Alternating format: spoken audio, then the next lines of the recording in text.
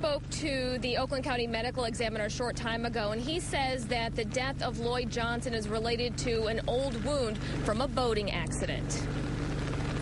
The death of Farmington Hills attorney Lloyd Johnson has not been ruled a homicide. Instead, it was an accident, says Oakland County Medical Examiner Dr. L.J. Dragovich. He says it was due to complications from an old wound that hadn't healed, as well as other factors.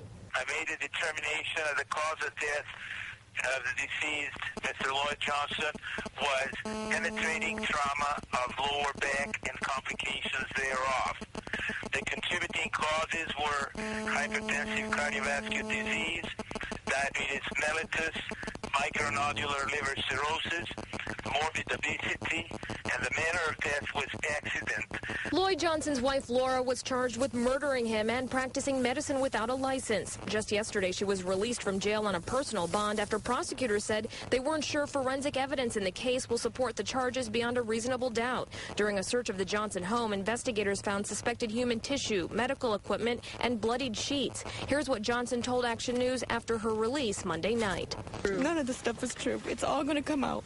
None of it's true. And the truth will be coming out, and we're going to all know the truth. And God works in mysterious ways. We're live in Farmington Hills, just outside of the home that Laura Johnson shared with her husband, Lloyd. I did speak to Laura Johnson's attorney over the phone, and he tells me what's happened to Laura, given all of these twists and turns and these charges, he says was mean-spirited and hurtful. We are told that Laura Johnson did not spend the night here last night. I did talk to her mother, and she tells me that Laura decided to stay in a hotel.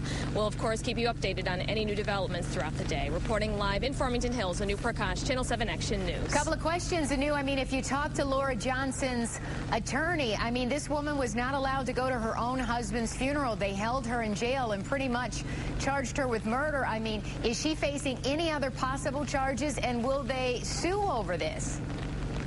You know, Carolyn, I spoke to him just for a really short time over the phone because he was on his way into a meeting. So those comments that I shared was really all that he said for right now. So I am planning on speaking with him in just a little while later this afternoon. But certainly that is definitely a possibility. She has not been able to see her two young children, 8 years and 10 years old.